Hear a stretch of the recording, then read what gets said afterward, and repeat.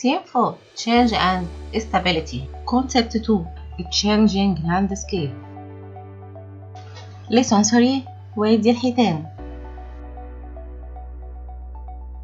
درس النهاردة هنعرف وادي الحيتان.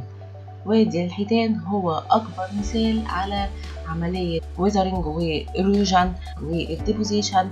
وادي الحيتان كان زمان تحت المية، وبسبب عملية ويزرنج اند الديبوزيشن أصبح موجود دلوقتي في محافظة الفيوم. It changed over time as follows.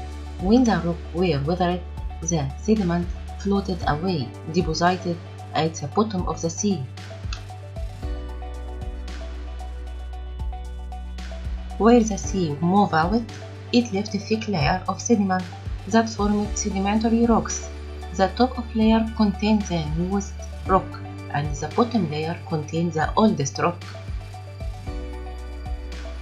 قلنا ان وادي الحيتان اصله كان تحت المياه. لما البحر تحرك حصلت عملية ايه؟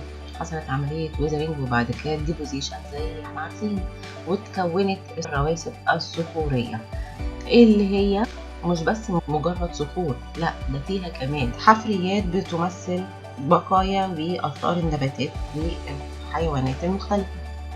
Sedimentary rocks containing fossils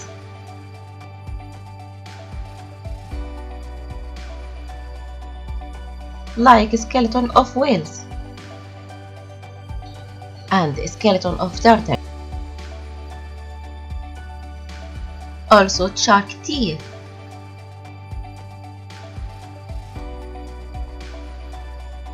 Skeletons of sea cows. وبكده نكون خلصنا آخر درس عندنا في منهج الساينس للصف الرابع. أتمنى تكونوا استمتعتم، أتمنى تكونوا استفدتم.